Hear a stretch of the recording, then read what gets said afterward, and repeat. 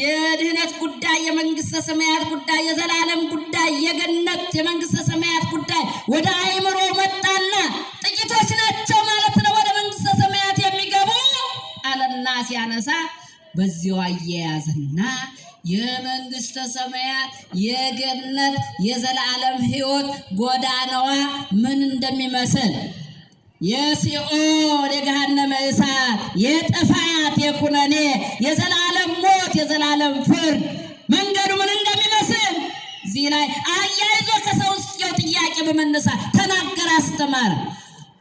ተሃየሉ ትባኡ እንተጸባ አንቀጽ። እስኪ ንገሩኝ፣ ምን አልኳችሁ? እንዴ ተናገሩ እንጂ ይሄ ግዕዝ ቋንቋ ነው እና ቅድመ በአማርኛ ትርጉም የላችሁ የለ? እዚሁማ በዚሁ ከተረሳሳን ጥሩ አይደለም። ንገሩኝ እንጂ ቤት ለመግባት በጠበበው መንገድ ለመግባት ምን በሉ? ተጋደሉ፣ በርቱ። እስኪ ድገሙት ሁላችሁ። በጠበበው መንገድ ለመግባት በሉ በርቱ። ምን በሉ? በርቱ፣ ተጋደሉ አምለና አምላካችን ክርስቶስ ተናገረ፣ አስተማረ። ተናገሩ፣ በርቱ አለ፣ ተጋደሉ አለ አምላካችን ኢየሱስ ክርስቶስ። ወደዚህ መንገድ ሊገቡ የሚወዱ ጥቂቶች ናቸው አለ።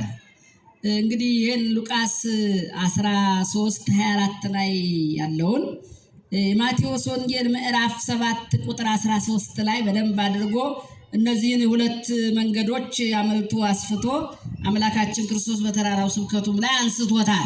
እንዲህ በማለት ባውን ተጸባባ አንቀጽ በጠበበው መንገድ ግቡ። በየትኛው መንገድ ግቡ? በጠበበው መንገድ ምን በሉ አለ? ግቡ። ዛሬ በከተማችን ላይ መንገድ እየሰፋ ይሄ ሰውዬ ምንድን ነው የሚለን እንዳትሉኝ አደራ። መንገድ እየሰፋ ነው አይደለ? እኔ ግን ስለምኑ እያስተማርኳችሁ ነው? ስለጠባቡ ስለ የትኛው መንገድ? ስለ ጠባቡ መንገድ እያስተማርኳችሁ ነውና ምን እያለ ነው እንዳትሉኝ ወደ ቶሎ ወደ ትርጓሜው መጣለሁ። እና ባውን ተጸባብ አንቀጽ በጠባቡ መንገድ ግቡ አለ። ዝመርሂ አንቀጽ በሰፊት ፍኖት ሰፊ መንገድ ሰፊ ጎዳና አለችና። ምን አይነት ጎዳና አለች አለ?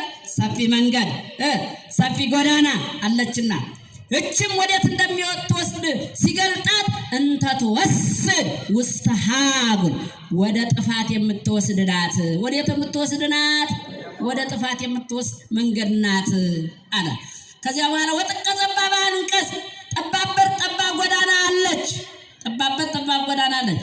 ይቺ መንገድ ይቺ ጎዳና ደግሞ እንተ ትወስድ ውስተ ሕይወት ወደ ሕይወቱ የምትወስዳት ናት። ሰፊዋ መንገድ በሰፊዋ መንገድ በሰፊዋ ጎዳና ወብዙኃን እሙንቱ እለ ይበጉዕዋ በእሷ የሚመላለሱ የሚወጡ የሚገቡ ብዙዎች ናቸው። በጠባቧ በር በጠባቧ ጎዳና የሚሄዱ የሚገቡ ጥቂቶች ናቸው። ለማንኛውም በሰፊው ጎዳና በሰፊው መንገድ ከሚመላለሱ ጠብቆ በጠባቧ ጎዳና በጠባቧ መንገድ እንገባ ዘንድ እግረ ልቡናችንን እግረ ስጋችንን ያቀናልን አምላከ ቅዱስ ጊዮርጊስን አመስግኑት፣ እንድታመሰግኑት እፈልጋለሁ።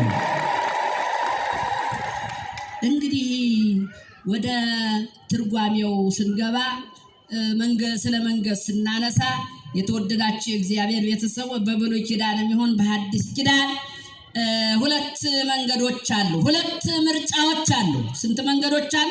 ሁለት መንገዶች አሉ። ሁለት በሮች አሉ። ሁለት ምርጫዎች አሉ። ይሄ ጎዳና የመንገድ የሚጀምረው አባታችን አዳም በኤዶም ገነት በጥንተ ተፈጥሮ 7 ዓመት ከ3 ወር ከ17 ቀን ይላሉ መምህራኑ እንግዲህ የኖረበትን ሲገልጡ ምክር ከይሲን ከሰማ ካዳመጠ በኋላ እነዚህ መንታ መንገዶች ተፈጥረዋል። ምኖች ተፈጥረዋል? መንታ መንገድ፣ የህይወት ጎዳና፣ የሞት ጎዳና፣ የእውነት ጎዳና፣ የሐሰት ጎዳና። እንግዲህ በዚያ አላበቃም። ወደ ልጆቹም ስንመጣ የአቤል መንገድ አለ፣ የቃየል መንገድ አለ። ሰማችሁ? እማ መንገድ አለ? የአቤል መንገድ አለ፣ የቃየል መንገድ አለ። አሁን የት ላይ እንደቆምን ስናነሳው ይገባናል። እንግዲህ ሁላችንም ቃየል መንገድ ላይ ነኝ፣ አቤል መንገድ ላይ ነኝ። ይሄ መንገድ ስለተፈጠረው ነው እንግዲህ ግማሹ ገዳይ ግማሹ ተገዳይ ግማሹ አቤልን ግማሹ ቃየልን ሆኖ በዚች ምድር ላይ የሰው ልጅ ይርመሰመሳል፣ ይወጣል፣ ይገባል፣ ያነባል፣ ይደሰታል፣ ያለቅሳል፣ ይስቃል። እነዚህ መንገዶች አሉ። የተወደዳቸው እግዚአብሔር ቤተሰቦች እንደው አመጣጡን መንገዱን እንድታዩት ነው። መነሻው የት ጋር እንደሆነ እንድታዩት ነው። የሰው ልጆች እንዴት እንደመጡ መንገዱን ጥንቱን መነሻውን እንድታዩት እንድትመለከቱት ነው። የአመፅ መንገድ አለ። የምን መንገድ አለ? የአመፅ መንገድ አለ። የትህትና መንገድ አለ። የመታዘዝ መንገድ አለ። ያለመታዘዝ መንገድ አለ። የነፍሰ ገዳይነት መንገድ አለ። የዋህነት መንገድ አለ። ወደ ዘመና ወደና አብርሃም ስንመጣ እንደዚሁ ነው። የፍኖተ እግዚአብሔር የተባለው አብርሃም እግዚአብሔርን የፈለገበት መንገድ አለ። ከዚያ አስቀድሞ በነበረው ታሪኩ ደግሞ ጣዖትን በማምለክ በመመላለስ የኖረበት መንገድ አለ። ወደ ይስሐቅም ስንመጣ የይስሐቅ መንገድ የይስሐቅ ልጆች ኤሳውና ያዕቆብን ስንመለከት የኤሳው መንገድ አለ። የማን መንገድ አላችሁላችሁ? የማን መንገድ? የኤሳው ብኩርናን ምን ማለት የመሸጥ የመለወጥ ለምግብ የመስገብገብ የመብላት የድሎትን የመሻት የመፈለግ መንገድ አለ። ደግሞ የበረከት መንገድ የያዕቆብ መንገድ አለ። በኤሳው መንገድ ሳይሆን በያዕቆብ መንገድ እንድንመላለስ እግዚአብሔር ይርዳል። የመስገብገብ መንገድ ነው። አዎ ኤሳዎች ናቸው። አሁን እንግዲህ ምድሪቷን እንግዲህ በመብላት በመጠጣት በመስገብገብ ብኩርናቸውን በመሸጥ በመለወጥ የሚመላለሱባት ያ ነው መንገዱ። እንደዚህ እያለ ነው የመጣው።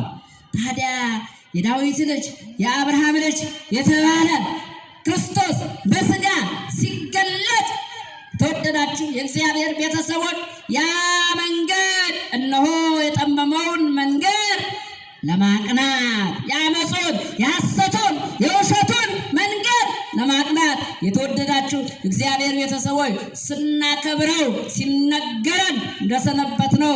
ክርስቶስ በስጋ በቤተልሔም በመጠነ ሕፃናት በቁመተ ሕፃናት እነሆ ከቅድስት ድንግል ማርያም በስጋ ተወለደ።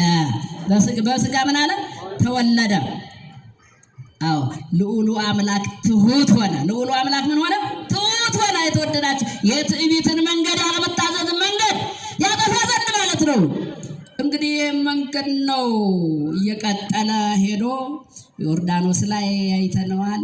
ቃና ዘገሊላ ላይ አይተነዋል።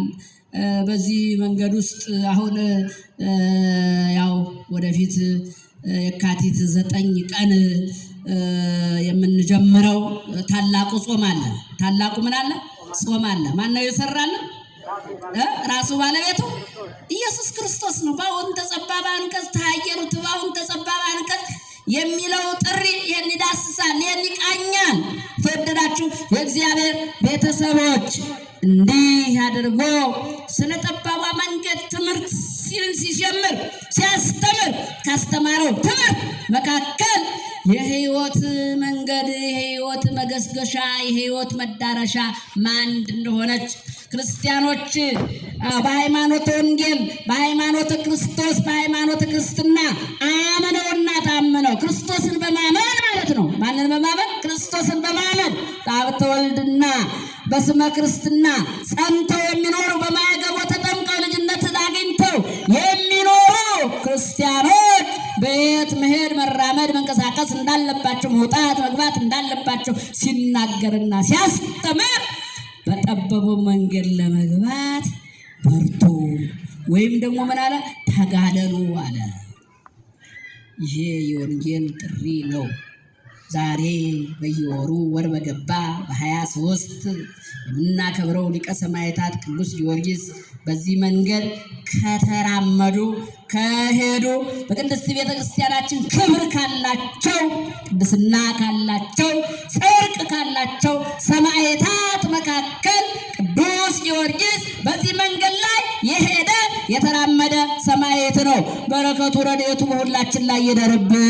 የቅዱስ ጊዮርጊስ እስኪ ምስጋና አቅርቡለት ለቅዱስ ጊዮርጊስ። በእውነት ይሄ መንገድ የታየው ይሄ መንገድ ምን ያለው የታየው ትንሽ ወደ ትርጓሜው ልመልሳችሁ ወደ አዲስ ኪዳኑና ጠባብ በር ጠባብ ጎዳና ሰፊ መንገድ ሰፊ ጎዳና የሚላት ይልና ብዙ ያነሳል። ከዚያ ውስጥ ግን እኔ ጥቂቱን ነው የማነሳው። ብዙ ቢያወጉ ስለሚሉ ይዘነጉ፣ ብዙ ቢተቹ ይሰለቹ ይላሉ መተርጉማነ መጻሕፍቱና እኔ ጥቂቱን ሳነሳ ሰፊ በር ሰፊ ጎዳና የተባለው የሥጋ ፈቃድ ነው ይላል። የምን ፈቃድ ነው አላችሁላችሁ? አይዞሽ ጎሽ ጎበዝ ያስደና ህፃናቱን ያዟቸው ግድ የላችሁ። ሰፊ በር ሰፊ ጎዳና የተባለው የምን መንገድ ነው? የሥጋ ምንድን ነው? ፈቃድ ነው። የምን ፈቃድ ነው? ተመለሱ። አሁን ከህፃኑ ጋር ሄዳችሁ ነው። የምን ፈቃድ ነው? የሥጋ ፈቃድ ነው። ጠባበት ጠባብ ጎዳና የሚላት የነፍስ ፈቃድ ናት። አሁን ወደ ቅዱስ ጊዮርጊስ ስናመጣ ከሱ ጋር ስናገናኘው ከገድሉ ጋር ስንተርከው ገድሉ ላይ ይህን ወንጌል ገድሉን በዚህ ወንጌል ስንተረጉመው ቅዱስ ጊዮርጊስ በ20 ዓመቱ ሰፊ ጎዳና ሰፊ መንገድ የተደላደለ የተቀማጠለ ምንጣፍ የተነጠፈለት ወንበር የተነጠፈለት ዘውድ የተዘጋጀለት መንገድ ነበረ። የነማን መንገድ? የነ ዱድያኖስ መንገድ። የማን መንገድ አላችሁላችሁ? የማን መንገድ? የነ ዱድያኖስ መንገድ። የጣዖት ማምለክ መንገድ፣ ለአጵሎስ የመስገድ መንገድ፣ የመንበርከክ መንገድ። ለጊዜው አበባ ተነጥፎበታል፣ ወንበር ተዘጋጅቶለታል፣ ሹመት ሽልማት ተዘጋጅቶለታል። እርሱ ግን ክርስቶስ በአዲስ ኪዳን በሥጋ ተገልጦ ያስተማረው ጠባቧ መንገድ ከቤተልሔም ጀምሮ ቀራንዮ አደርሳ ከቀራንዮ ገነት የምታስገባው ከመንግሥተ ሰማያት ወደ ዘላለም ሕይወት የምታሻግረው የሕይወት መንገድ ለቅዱስ ጊዮርጊስ ወለል ብላ ታየችው። እግዚአብሔር የተመሰገነ ይሁን። ለቅዱስ ጊዮርጊስ ታየችው ያቺ መንገድ። በነ ዱድያኖስ መንገድ አልሄድም አለ። በመኳንንቱ መንገድ አልሄድም አለ። ለጣዖት አልሰግድም አለ። እኔ ክርስቲያን ነኝ አለ። እኔ ክርስቶስን አልክድም፣ ለጣዖት አልሰግድም። እኔ ክርስቶስን አልክድም በሉ እስቲ። ማንን አልክድም? ክርስቶስን አልክድም። ለምን አልሰግድም አለ? ለጣዖት አልሰግድም አለ። ይሄ ነው እንግዲህ ምርጫው የቆመበት መንገድ፣ የወንጌሉ መንገድ፣ የጽድቁ መንገድ፣ የእውነቱ መንገድ፣ የሃይማኖቱ መንገድ። እነሆ መንገዱ ቀንቶለት በዚህ አማካኝነት በእውነት በክርስቶስ መከራውን አሸንፎ ሊቀ ሰማዕታት ቅዱስ ጊዮርጊስ ለክብር አክሊል በቅቷል። ቅዱስ ጊዮርጊስ በመልጃው የምንታመን ሁሉ ለጥምቀት የተሰኘን የቅድስት ኦርቶዶክሳዊት ተዋሕዶ ቤተክርስቲያን ልጆች በሰማዕታቱ መንገድ እንሄድና እንራመድ ዘንድ የፍጡር ረድኤት የቅዱስ ጊዮርጊስን ረድኤቱን ምልጃውን እነሆ ፈጥኖ ደራሽነቱን ለሁላችን እግዚአብሔር አምላካችን ያድለን። ስለዚህ እንግዲህ የሥጋ ፈቃድ ነው ለጣዖት መስገድ፣ ሹመት ሽልማት መፈለግ፣ ገንዘብ መፈለግ፣ ወርቅ ብር መፈለግ፣ ይህን ዓለም መመኘት። የተወደዳችሁ የእግዚአብሔር ቤተሰብ በማይገባ ነገር ማለት ነው። ምን በማይገባ ተገቢ ባልሆነ ሃይማኖትን ቀይሮ ለውጦ ለጣዖት ሰግዶ በተለይ በጊዜያችንና በዘመናችን እንግዲህ ምናልባት ወደ ኢትዮጵያችን ጎልቶ አልወጣ ይሆናል እንጂ በዚህ በምዕራባውያኑ ዓለም በአውሮፓው ዓለም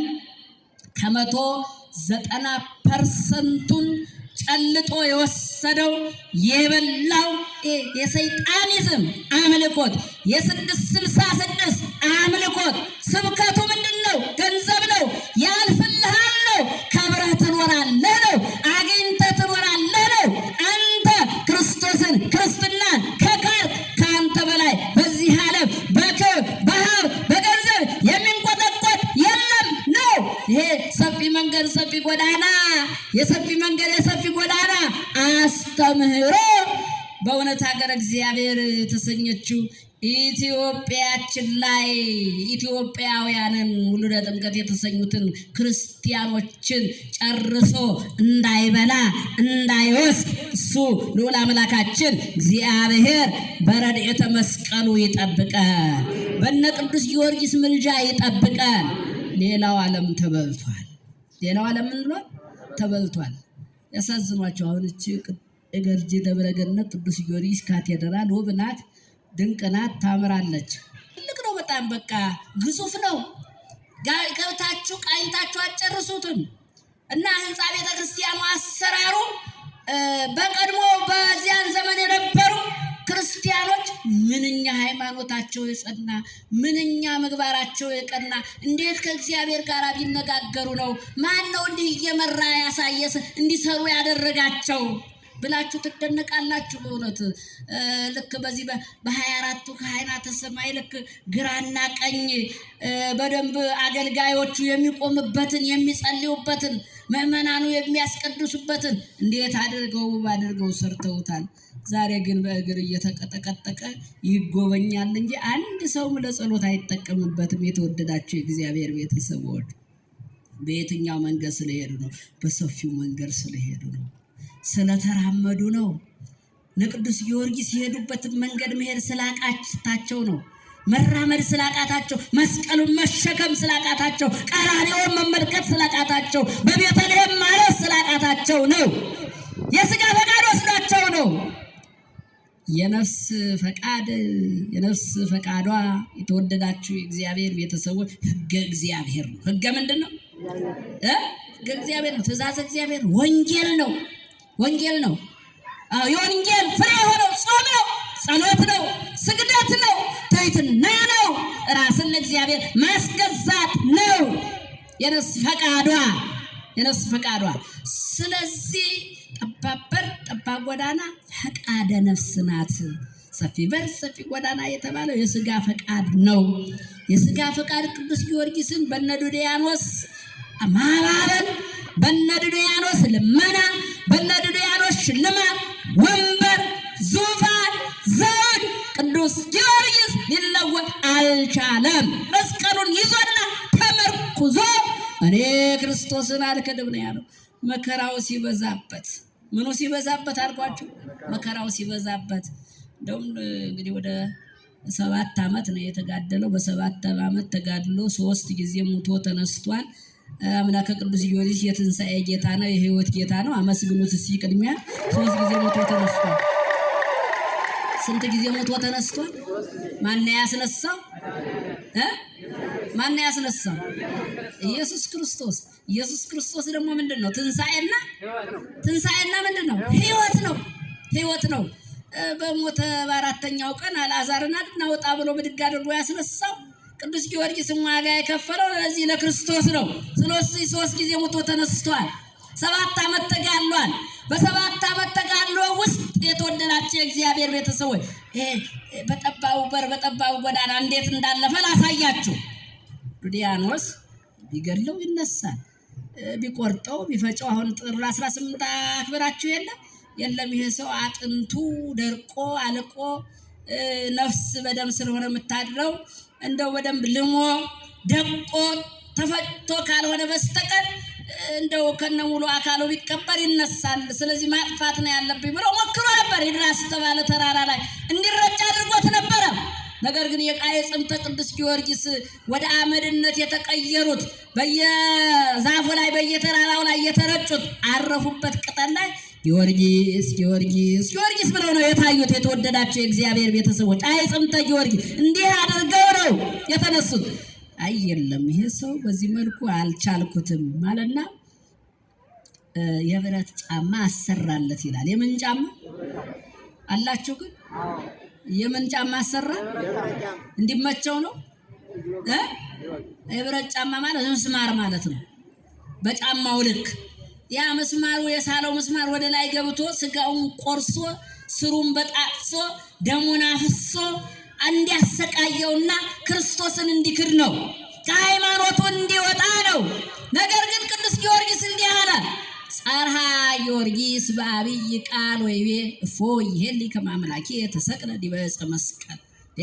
እኔ የብረት ጫማ ባደርግ ብቆረጥ ብፈለጥ እኔ በደለኛ ነኝ፣ እኔ ኃጢአተኛ ነኝ።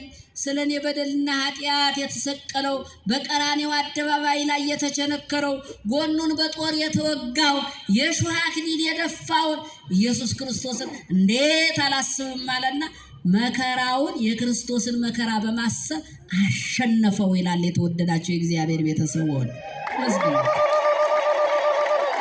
መከራ በክርስትናችሁ ሲበዛባችሁ፣ ስደት ሲበዛባችሁ፣ መገፋት ሲበዛባችሁ፣ በየመስሪያ ቤቱ መገለል ሲበዛባችሁ፣ በማተባችሁ በክርስትናችሁ የተወደዳችሁ እግዚአብሔር በሃይማኖታችሁ በጸናች በቀናች በቅድስት ኦርቶዶክሳዊት ተዋሕዶ ሃይማኖታችሁ መከራ ሲበዛባችሁ የኔ ክርስቲያን ነኝ አስቀድሳለሁ፣ እወጣለሁ፣ እገባለሁ፣ አስራቱን አወጣለሁ፣ በኩራቱን አወጣለሁ፣ ንስሐ እገባለሁ፣ እቆርባለሁ።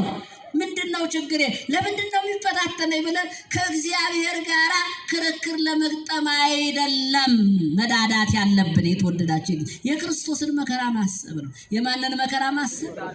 ያን ጊዜ እኛን መከራዎች ውድቅ ያደርጋቸዋል። ፈተናዎቻችንን፣ መራባችንን፣ መጠማታችንን፣ ከስራ ገበታችን መፈናቀላችንን የተወደዳችሁ የእግዚአብሔር ቤተሰቦች ውድቅ ያደርገዋል። የክርስቶስን መከራ የጣሩን መከራ ስናስብ መታሰሩን፣ መንገላታቱን፣ መሰቀሉን፣ የሾህ አክሊል መድፋቱን ስናስብ የኛ መከራ ኢምንት ናት። ምንድናት? የኛ መከራ ኢምንት ናት። ያንን ማሰብ እንዴት አላስብም ማለትና እንዲያውም እንዲህ ነው የሚለው ቀና ብሎ መሄድ ቢያቅተው፣ ምስማሩ ቢወጋው፣ ስጋውን ቢቆርሰው፣ ስሩን ቢወጣጥሰው፣ ደሙን ቢያፈሰው ቅዱስ ጊዮርጊስ እነሆ ስለ ክርስትናውና ስለ ክርስቶስ በጉልበቱ ተንበርክኮ ሄደ።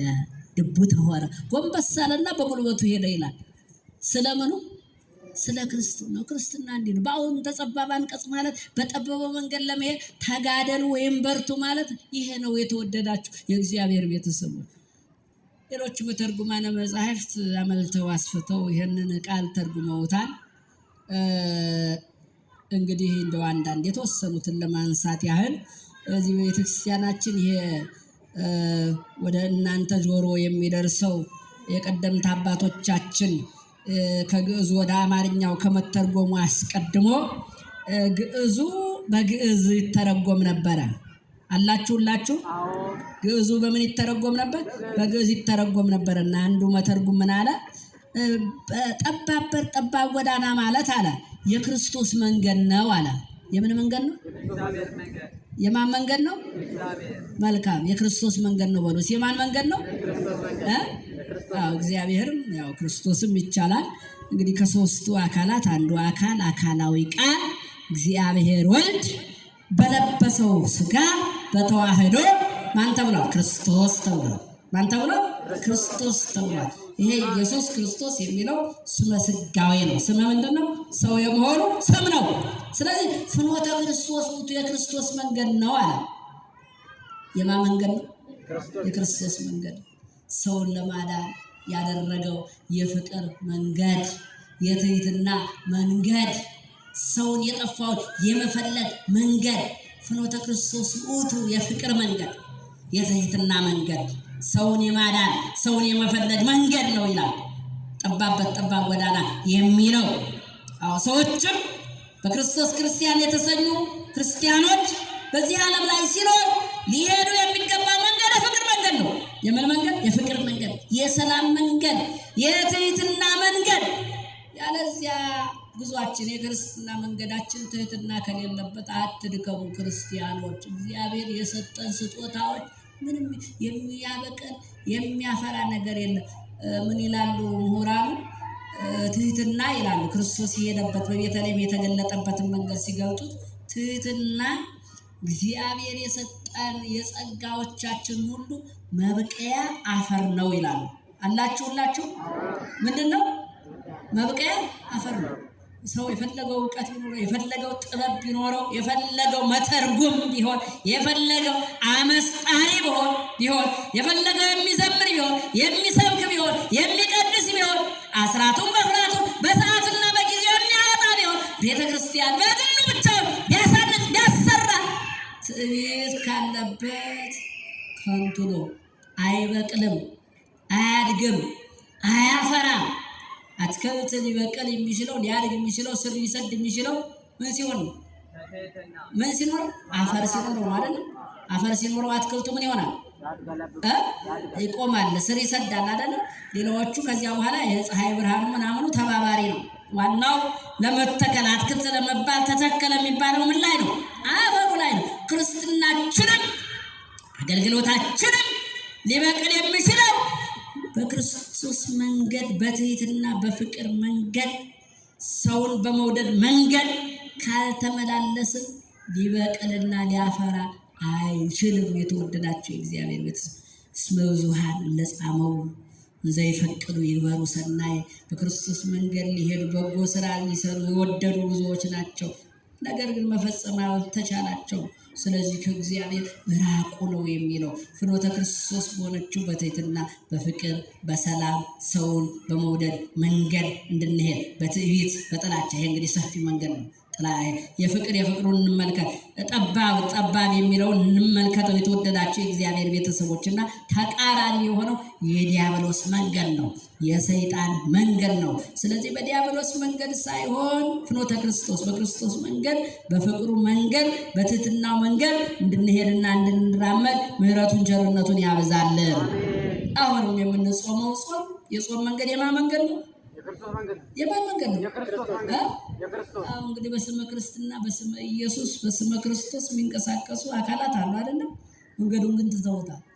መሄድ አልቻሉም፣ አይገቡም አለ። እውነት ነው። መሄድ መራመድ አይቻላቸውም፣ ይከብዳቸዋል።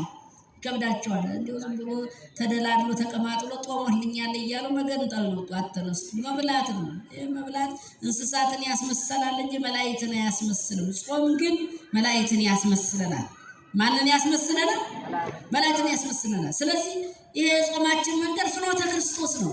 አሁንም ለዛሬው ትምህርት እኔ ጥሪ ማስተላለፍላችሁ በክርስቶስ ቃል በጠባው መንገድ ሂዱ። ኦርቶዶክሳውያን መንገድ ለማስፋት የሚፈልጉ አሉ። ምን አለበት የሚሉ አሉ። እንደው ውስጣችንም አይጠፉም። ይገርማቸዋል። እንደው የቾርዶ ሸክም ታበዛለህ፣ እንዲህ ታበዛለህ፣ ትብትብ ታበዛለህ፣ ጭንቅ ነው፣ እንደው በቃ መጨናነቅ ነው፣ እንዲህ የሚሉ አካላት ጆሮ አትስጧቸው። መነሻችን እኛ በጾም በጸሎት በስግደት በስርዓት በትህትና በፍቅር ለመሄዳችን ለመራመዳችን መነሻችን ራሱ ባለቤቱ ኢየሱስ ክርስቶስ ነው። በዚህ መንገድ እንድንሄድና እንድንራመድ ምሕረቱን ቸርነቱን ያብዛልን። ስለዚህ ጠባብ ጎዳና የሚላል እየጠቅለለነው ስንመጣ ፍኖተ ጻድቃን የጻድቃን መንገድ ናት። የማን መንገድ ናት? የጻድቃን መንገድ ናት። የነቢያት መንገድ ናት። የሐዋርያት መንገድ ናት። የቅዱሳን መንገድ ናት። ፍኖተ ክርስቶስ ክርስቶስን አብነት አርአያ አድርገው የሄዱ የተራመዱ፣ እነዚያ ፍኖተ ጻድቃን ትባላለች። ፍኖተ ጻድቃን ጸባብሳ አንቀጽ ታግሶ ረሃቡን መታገስ፣ ጥሙን መታገስ፣ ጠላትን መውደድ። ማንን መውደድ? ይጨንቃል አይደል? በጣም ጠላትን መውደድ በጣም የሚጨንቅ ነገር ነው። ግን ክርስቶስ ወደደን። አይገርም? ቅዱስ ጳውሎስ እንዲህ ያለ ወንዘ ጸሩ ለነ ለእግዚአብሔር፣ እኛ ጠላቶቹ ስንሆን በልጁ ሞት ይቅር አለን። አታመሰግኑትም? ካላችሁ ጠላቶቹ ስንሆን ወደደን። እንደው እባካችሁ ይሄን እንደው ገንዘብ እናደርገው። ይገርማል እኮ መስቀል ላይ እንደዚያ አጠሞተ እያሉ ግማ ተጠማው ሲል ኮምጣጤ እየቀላቀሉ ውሃ ለሰጠው ጌታ ሲያቀርቡለት በእውነት እንደገና እንደው ኤሎሄ የሚለውን ጩኸት ሲያሰማ ይሄ ኤልያስን ይጠራል እያሉ ለተዘባበቱበት እስኪ ውረድ ፈጥነህ እውነት አምላክ ከሆነ እና እንመርብህ ይላሉ። አባት ሆይ የሚያደርጉትን ያውቁትምና ምን በላቸዋል? ምነው የጠፋ ታዲያ ከክርስትናው ፍሬ የለም እኮ ጥቂት የለንም እኮ። እኔ ይገርመኛል። እሱ ነው ሁልጊዜ እልህኝነት ነው፣ ቁጣ ነው። በእውነት የመግደል እንደው የማኖር ጉዳይ በእኛ እጅ ቢሆን ኖሮ በጣም ከባድ ነው። ስንቱ እንደው ሳይወጣ በውጭ በቀረ ነበር። ስንረግመው የምንውለው ስንረግማት የምናድራት እንደው ሌሊቱ አይንጋላት የምንላ ሌሊቱ አይንጋላት የምንለው ግን የማንን? የክርስቶስ ነን። ለምንድን ነው በዚህ ፍኖተ ክርስቶስ ሆኖ በፍቅር መንገድ በይቅርታ መንገድ አፍቅሮ ጸላይ ጠላትን መውደድ ነው። አይስወርድ ስለ ክርስትና ብሎ ራስ መናቅ ነው። መንኖ ጥሬት የዚህን ዓለም ገንዘብ መናቅ ነው። የአይን አምሮትን መናቅ ነው ይላል። ፍኖተ ኃጥአን የኃጥአን መንገድ ደግሞ መብላት ነው፣ መጠጣት ነው፣ ማመንዘር ነው፣ መስረቅ ነው፣ መግደል ነው፣ መዝፈን ነው፣ መጨፈር ነው። ታዲያ ተርጓሚው ምን አለ? ዛቲስ ምግባሮ መላሄቅ ወይና ታበጽሖሙ ሀበ ኩነኔ ገሃነም የኃጥአን መንገድ የመብላቱ የመጠጣቱ የመስፈሩ የመጨፈሩ የመደነሱ ምድርን በዝላይ ምድርን በጭፈራ የማስጨነቁ መንገድ መርታ ወደ ሲኦል ወደ ገሃነመ እሳት ታደርሰዋለች ነው የሚለው። በዚህ መንገድ እንዳንራመድ እሱ አምላከ ቅዱስ ጊዮርጊስ እግረ ልቡናችንን እግረ ስጋችንን ይጠብቅልን። እግረ ልቡናችንን እግረ ስጋችንን በፍኖተ ክርስቶስ ጠባብ መንገድ ብሎ በገለጣት በወንጌልና በፍቅር በትህትና መንገድ ተጉዘን አድራሻዋ የዘላለም ሕይወት ነው ብሏልና አድራሻዋ የዘላለም ሕይወት የሆነችውን ገነት መንግሥተ ሰማያትን ለመውረስ የበቃን የተዘጋጀን ያደረገን የእሱ ቸርነት እናቱ አማላጅነት የፍጡር ረድኤት ቅዱስ ጊዮርጊስ ምልጃና ጸሎት አይለየን አይለያችሁ። ወስብሐት ለእግዚአብሔር አሜን።